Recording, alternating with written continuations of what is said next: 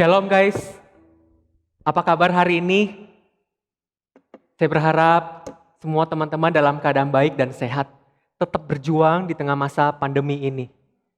Saya berharap teman-teman boleh mengikuti ibadah ini dari awal sampai selesai. Demikian juga teman-teman jangan tinggalkan persekutuan ataupun juga komsel. Adalah wadah untuk kita bertumbuh bersama, untuk kita boleh saling menguatkan kalau teman-teman punya pergumulan dalam masa-masa pandemi ini. Komsel adalah wadah untuk teman-teman bisa bersekutu, saling menguatkan dan mendapat topangan dari teman-teman yang lain. Saudara, mari sama-sama kita akan mempersiapkan hati dan pikiran kita untuk kita beribadah kepada Tuhan. Saya mengajak saudara untuk mengambil saat teduh.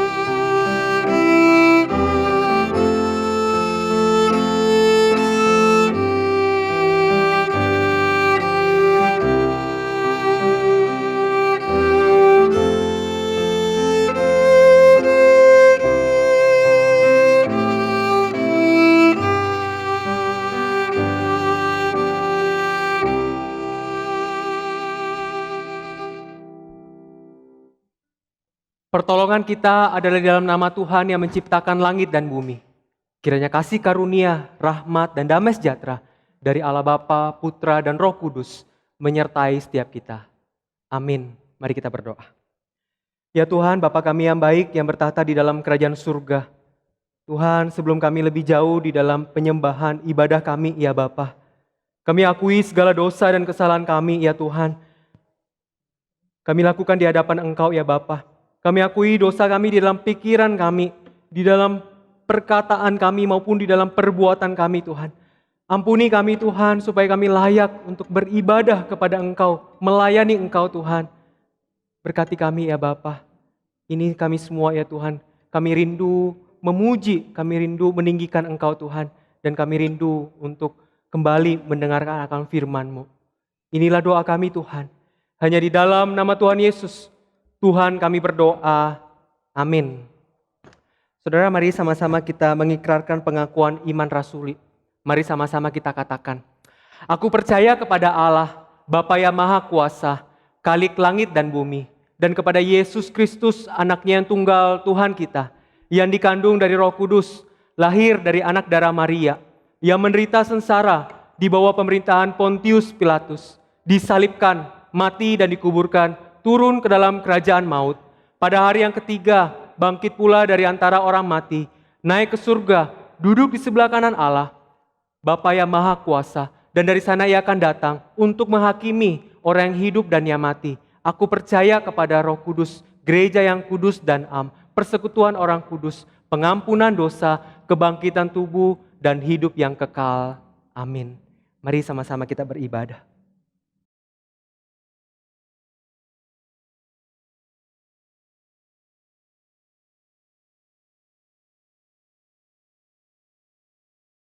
Shalom teman-teman, gimana kabarnya selama seminggu ini? Wah, pasti baik banget dong. Mantap. Nah teman-teman, meskipun kita belum bisa beribadah di gereja secara fisik, namun kita harus tetap bersyukur. Karena kita masih diizinkan untuk beribadah secara online. Bener banget tuh. Tapi ngomong-ngomong, beribadah secara online ini kayak ada yang kurang gak sih? Iya loh. Aku nih sering merasa hampa kalau ibadah online. Ya beda gitulah rasanya nyanyi di rumah sama nyanyi di gereja. Wah bener banget tuh, aku juga merasa hampa nih. Tapi aku juga yakin kalau teman-teman di rumah pasti merasa hampa saat ibadah online. Nah teman-teman, kita tuh harus menghindari perasaan seperti ini. Karena beribadah itu tidak hanya tentang perjumpaan fisik. Melainkan ibadah adalah perjumpaan kita dengan Tuhan Yesus. Yuk teman-teman, mari kita bangkit berdiri, kita nyanyikan bersorak dengan semangat.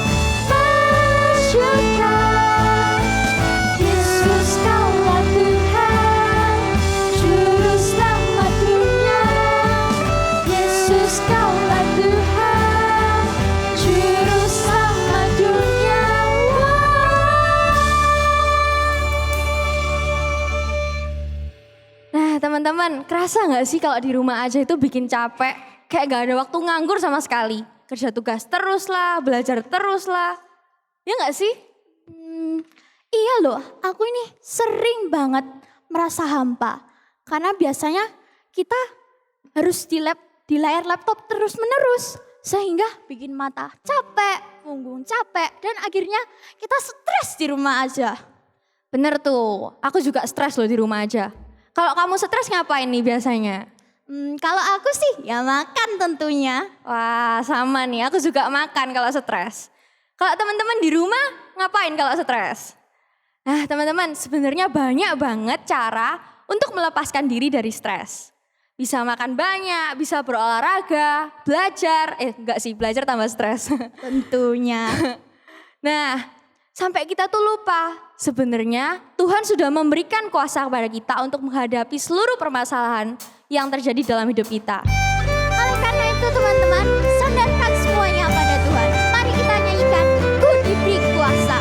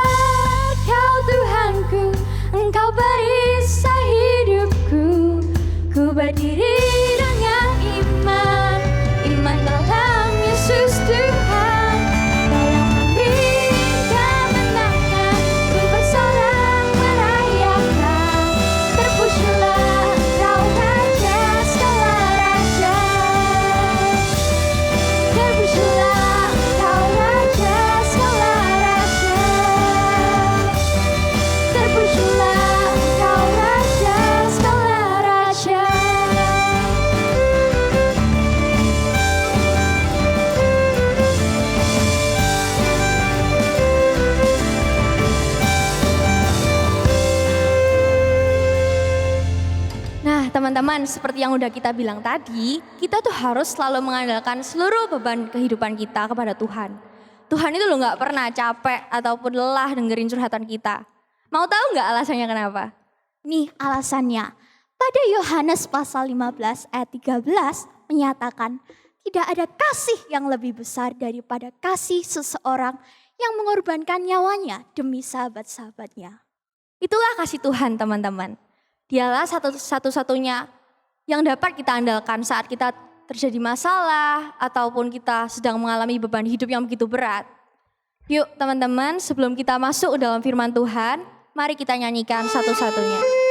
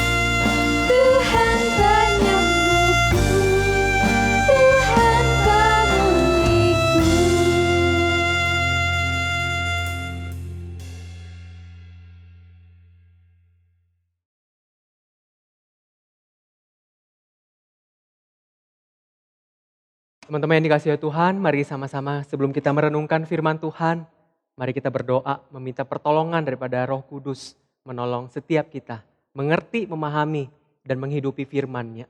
Mari kita berdoa.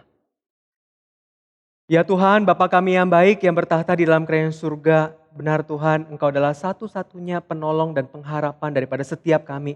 Terlebih lagi Tuhan di tengah situasi pandemi yang sedang kami hadapi ini ya Tuhan. Engkaulah satu-satunya Tuhan yang sanggup memberikan kekuatan, penghiburan bagi setiap kami untuk kami boleh melewati masa-masa ini. Tuhan, sekali lagi kami mau belajar akan firman-Mu Tuhan. Biarlah kembali kami boleh dikuatkan dan biarlah kembali kami Tuhan boleh dihiburkan dan kembali kami boleh diingatkan akan firman-Mu ya Bapa.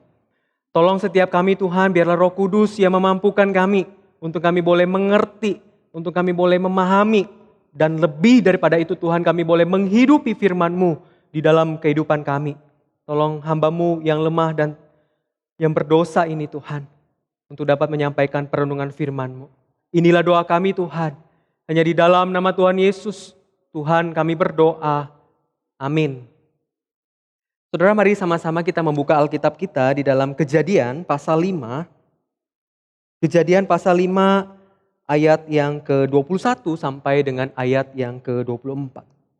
Kejadian pasal 5 ayat 21 sampai dengan ayat yang ke-24. Saya akan membacakannya bagi setiap saudara-saudara semua. Demikianlah firman Tuhan. Setelah Henokh hidup 65 tahun, ia memperanakan Metusalah, dan Henokh hidup bergaul dengan Allah selama 300 tahun lagi. Setelah ia memperanakan Metusalah, dan ia memperanakan anak-anak laki-laki dan perempuan. Jadi Henokh mencapai umur 365 tahun, dan Henokh hidup bergaul dengan Allah. Lalu ia tidak ada lagi, sebab ia telah diangkat oleh Allah. Saudara yang dikasih oleh Tuhan Yesus, kira-kira saudara apa yang membuat seseorang itu menjadi istimewa saudara? Saudara, tidak sedikit orang yang mengatakan bahwa untuk menjadi istimewa itu berarti ada sesuatu yang lebih yang kita miliki ketimbang daripada orang lain. Itu baru dikatakan istimewa. Misalnya saudara, si A itu istimewa karena dia bisa mengolah daging seharga 100.000. Kemudian dengan daging seharga 100.000 itu diolah sedemikian rupa. Kemudian menjadi daging seharga 300.000 saudara. Itu kemampuan yang dia miliki di dalam mengolah makanan sehingga dia dikatakan dia istimewa. Karena dia punya kelebihan dalam mengolah daging dari 100.000 menjadi 300.000. Atau sebut saja saudara yang lagi viral akhir-akhir ini saudara. Ada seorang warga Bandung bernama Mang Ade Londok saudara. Istimewa karena dia jago promosi saudara. Bahkan dia dikatakan mengalahkan S3 yang jago dalam promosi saudara. Dengan kemampuannya saudara dia bisa mempromosikan sebuah makanan khas Bandung yang bernama odading. Menjadi makanan terkenal bahkan viral saudara. Bahkan sampai di Eropa. Odading ini terkenal saudara. Saudara, Mang Oleh sebagai penjual daripada odading ini tadinya berpenghasilan sehari 300.000. Setelah dipromosiin oleh Mang Ade Londok ini. Saudara, dia memperoleh penghasilan 10 juta. Sehari saudara. Saudara, setelah dipromosiin saudara. Kalau makan odading ini rasanya kalau makan odading ini saudara akan menjadi seperti Iron Man saudara. Saudara, karena keistimewaan daripada seorang Mang Ade Londok saudara. Odading menjadi viral. Atau sebut saja si C istimewa daripada orang lain. Karena dia kalau menyanyi itu suaranya sangat khas. Bahkan kalau orang dengar dia bernyanyi. Orang itu bisa mengikuti suasana lagu tersebut saudara. Karena dia punya suara yang sangat khas. Yang bisa membuat orang ketika mendengar sebuah pujian ataupun lagu ikut terbawa suasana. Saudara yang dikasih oleh Tuhan. Jadi istimewa itu berbicara tentang ada sesuatu yang lebih. Ada sesuatu yang dimiliki orang lain itu lebih daripada orang lain saudara. Saudara, kalau di hadapan manusia kita itu istimewa kalau ada sesuatu yang lebih yang kita miliki saudara. Dan itu pun dikejar oleh banyak orang. Tidak sedikit saudara orang pada akhirnya berjuang menghalalkan berbagai cara supaya terlihat istimewa di hadapan orang lain. Saudara, itu kalau di hadapan manusia. Pertanyaannya saudara, kalau kita di hadapan Allah. Saudara, bagaimana kita dikatakan istimewa saudara? Atau karena apa saudara kita dikatakan istimewa di hadapan Allah saudara? Saudara yang dikasih oleh Tuhan, Henokh adalah salah seorang yang mengagumkan Saudara, dia mengagumkan bukan karena dia kaya, bukan karena dia pintar, bukan karena dia sukses, bukan karena dia gagah. Tapi dia dikatakan mengagumkan karena hidupnya itu istimewa di hadapan Tuhan. Saudara, walaupun catatan tentang Henok ini sangat sedikit di dalam Alkitab. Tapi Henok ini saudara, di Alkitab dikatakan ada dua saudara keistimewaan yang dimiliki oleh Henok saudara. Saudara, keistimewaan yang dimiliki oleh Henok yang pertama adalah di dalam Alkitab saudara dia dikatakan hanya ada dua orang di dalam Alkitab, salah satunya adalah Elia dan kemudian Henok ini dikatakan diangkat oleh Allah tanpa mengalami yang namanya kematian. Saudara yang dikasihi oleh Tuhan, yang berikutnya saudara, Henok ini dikatakan istimewa saudara karena saudara dia salah satu dari dua orang saudara, salah satunya adalah Nuh yang diberi gelar orang yang berjalan bersama Tuhan. Saudara, mengapa demikian saudara? Di Alkitab ini menunjukkan saudara setidaknya ada 3 kualitas yang dimiliki oleh Henok saudara sampai dia dikatakan begitu istimewa saudara. Saudara yang dikasihi Tuhan, yang pertama saudara, Henok ini dikatakan istimewa saudara karena dia itu sangat mengasihi Allah. Apa buktinya saudara? Saudara, hal ini terlihat dari betapa spesialnya Henok ini di hadapan Allah saudara. Sebanyak 2 kali Alkitab itu menyatakan bahwa Henok ini adalah orang yang hidup bergaul dengan Allah saudara. Terjemahan yang lebih tepatnya sebenarnya adalah Henok ini berjalan bersama dengan Allah. Saudara, Henok dikatakan dia hidup berjalan bersama dengan Allah. Saudara, hal ini menunjukkan bahwa ada relasi yang sangat dalam, ada relasi yang sangat intim yang dimiliki oleh Henok dan dia sangat dekat dengan Allah. Sehingga dia dikatakan sebagai orang yang istimewa, saudara. Saudara yang dikasihi Tuhan, Henok itu berjalan bersama dengan Tuhan hari demi hari di dalam kehidupannya saudara. Waktu dia berjalan bersama dengan Tuhan saudara, Henok ini mencari Tuhan saudara hari demi hari. Setiap hari dia belajar mengenal Tuhan dan setiap hari saudara waktu dia menjalani kehidupan ini saudara, dia benar-benar cari Tuhan saudara. Kalau di dalam kehidupan ini diperhadapkan dengan pilihan-pilihan dalam kehidupan ini saudara, yang Henok lakukan adalah dia cari Tuhan. Apa yang Tuhan mau? Apakah ini berkenan di hadapan Tuhan atau apakah ini sesuai dengan yang Tuhan mau? Saudara, itu yang Henok lakukan saudara. Waktu dia berjalan bersama dengan Tuhan, itu yang dilakukan saudara. Hari demi hari saudara, dia tidak lewatkan dalam kehidupannya saudara tanpa bersama dengan Tuhan.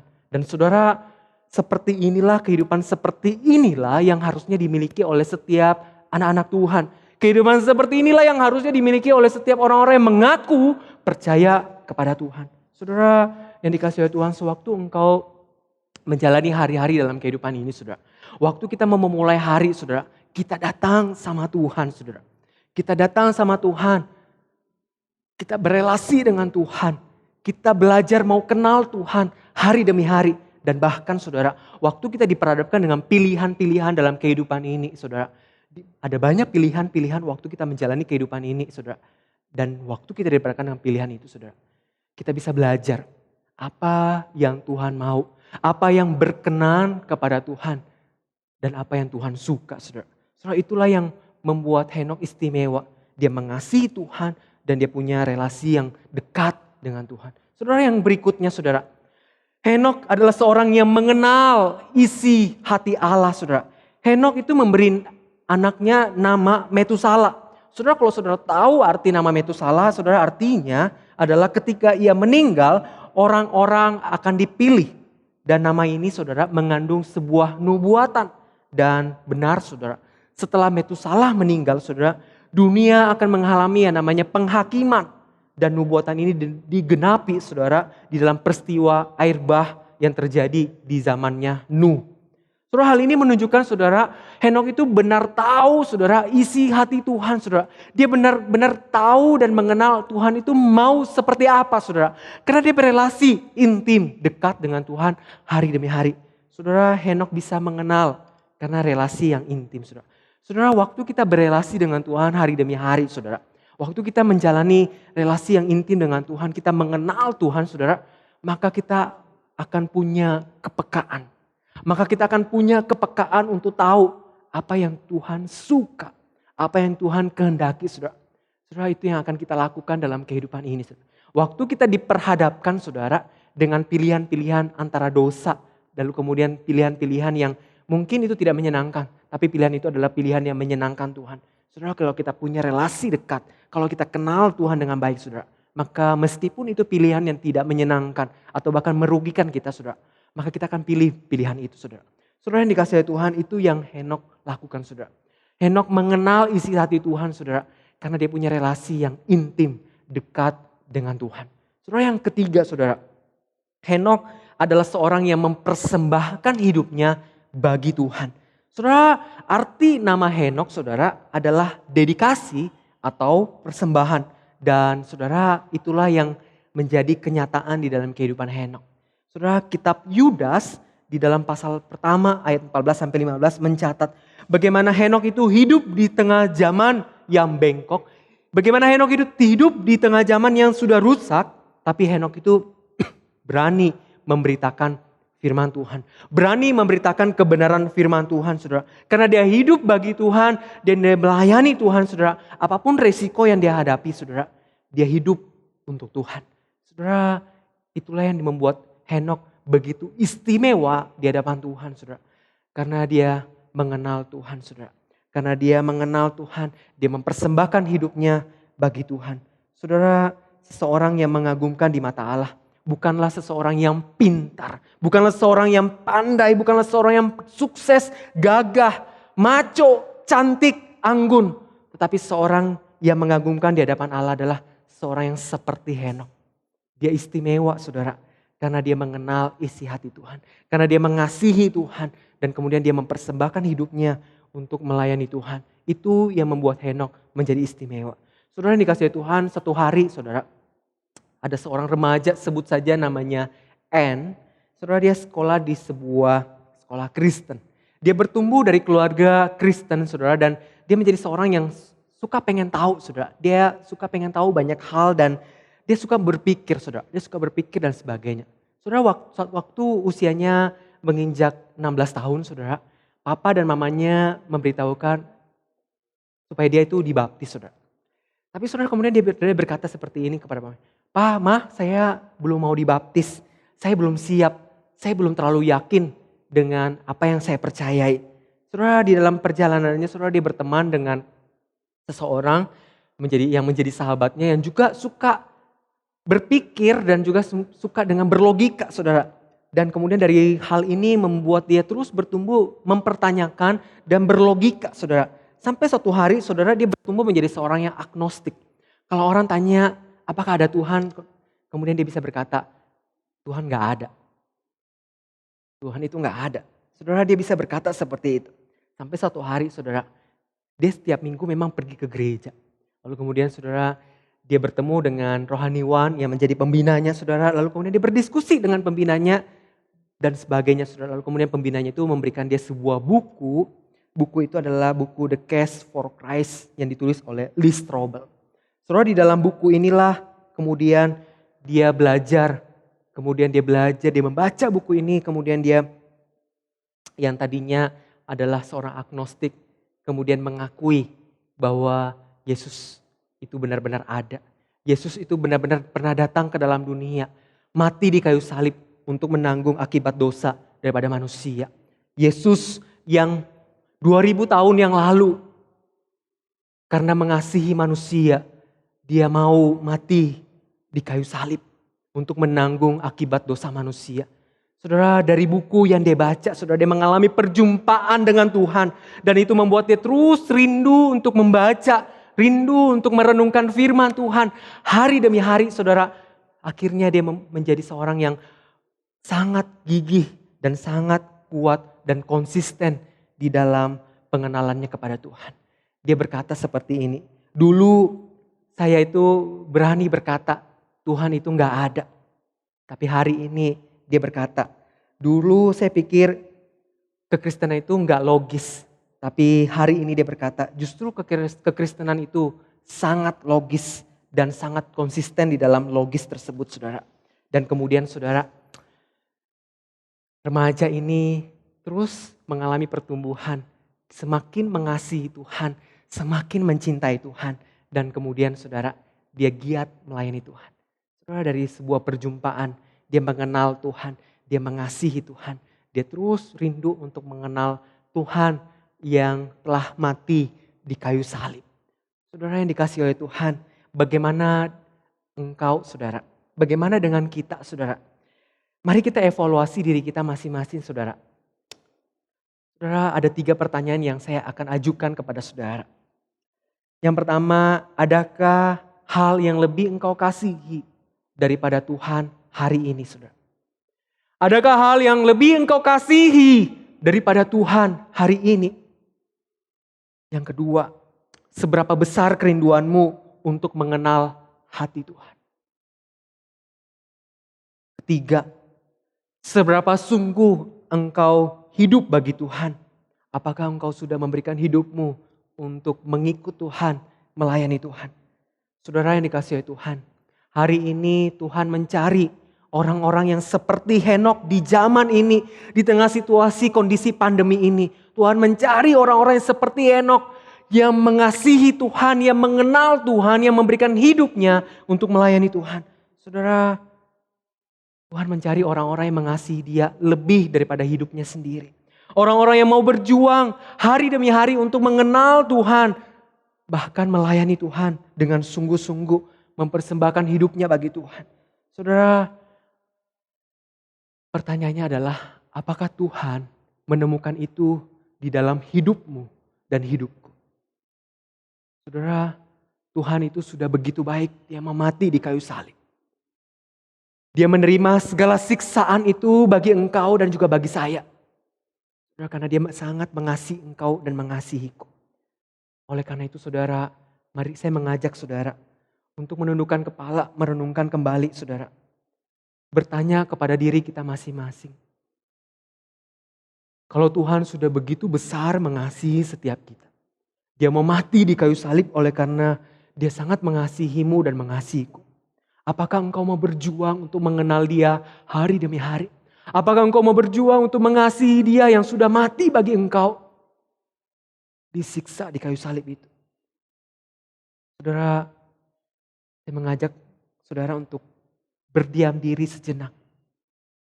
Renungkan kembali kehidupanmu hari-hari ini.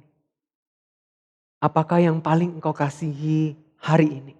Apakah engkau mengasihi lebih daripada mengasihi Tuhan? Apakah engkau rindu untuk mengenal Tuhan lebih lagi? Apakah engkau rindu untuk melayani Tuhan? Saudara yang dikasihi oleh Tuhan, renungkanlah hidupmu masing-masing.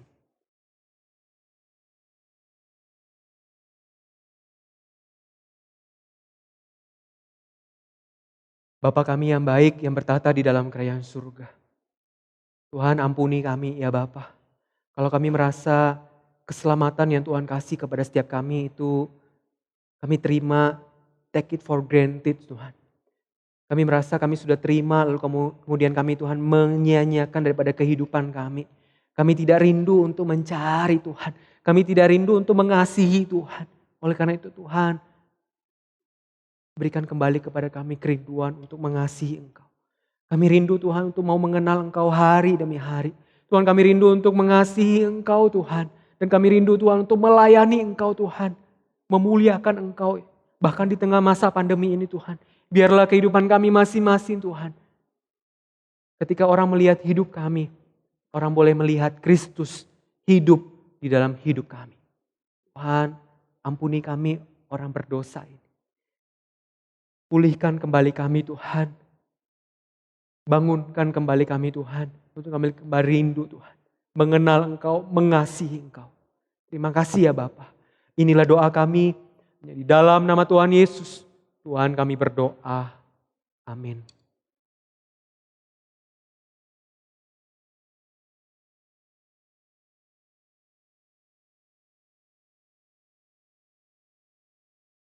Teman-teman, untuk meresponi firman Tuhan yang telah disampaikan, mari kita menyanyikan Hitung Berkat.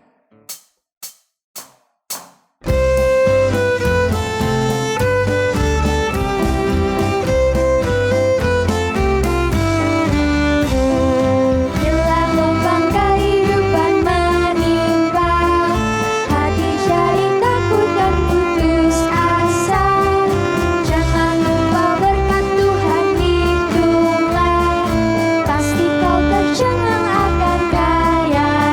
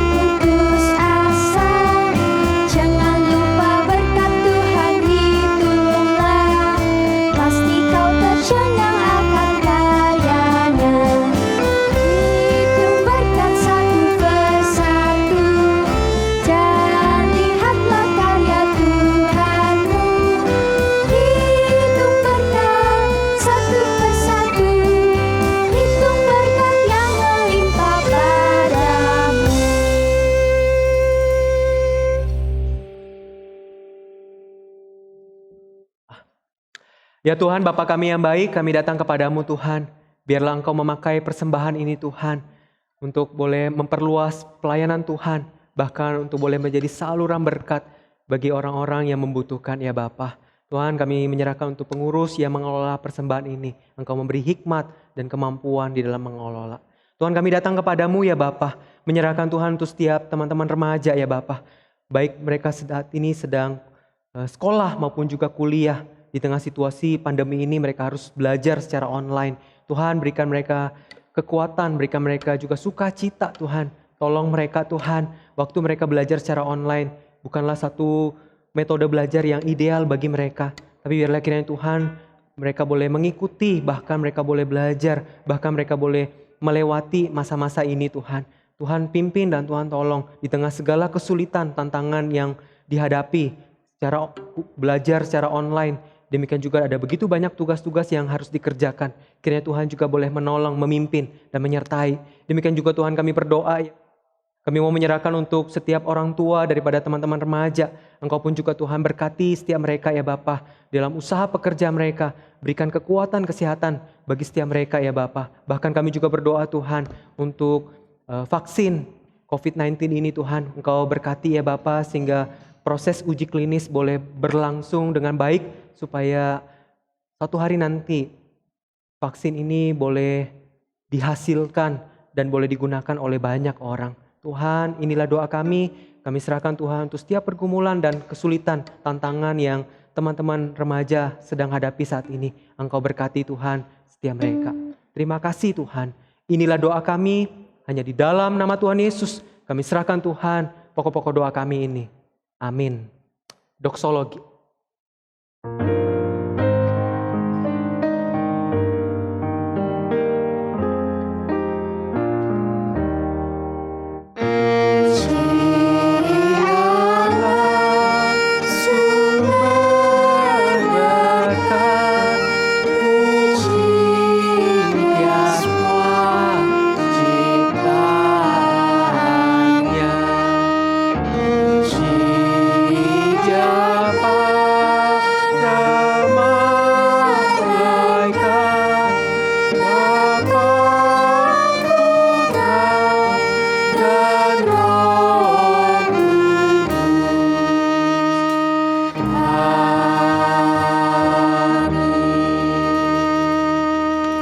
Teman-teman yang dikasihi oleh Tuhan, ingatlah selalu untuk terus mengasihi Tuhan, mencintai Tuhan, mengenal Tuhan, dan melayani Dia. Dan arahkanlah hatimu kepada Tuhan, terimalah berkat daripada Tuhan. Tuhan memberkati engkau dan melindungi engkau. Tuhan menyinari engkau dengan wajah-Nya dan memberi engkau kasih karunia. Tuhan menghadapkan wajah-Nya kepadamu dan memberi engkau damai sejahtera, mulai dari hari ini sampai Tuhan Yesus datang kedua kalinya. Amin.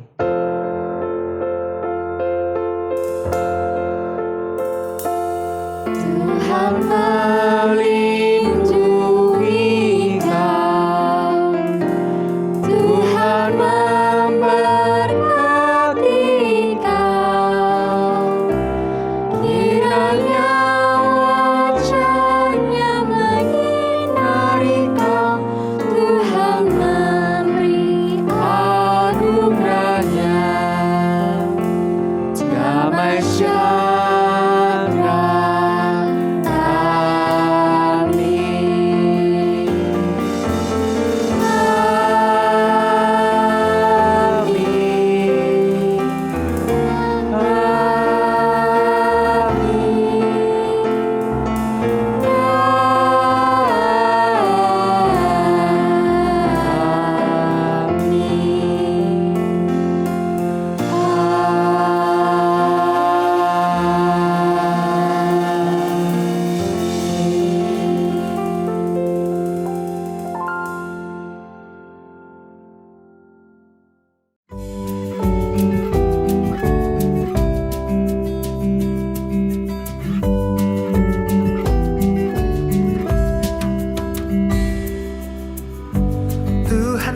Kekuatan dan mazmurku, Dia gunung batu dan keselamatanku.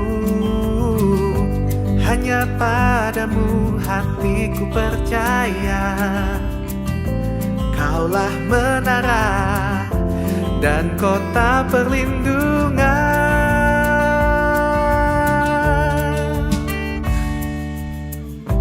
Ku mau selalu bersyukur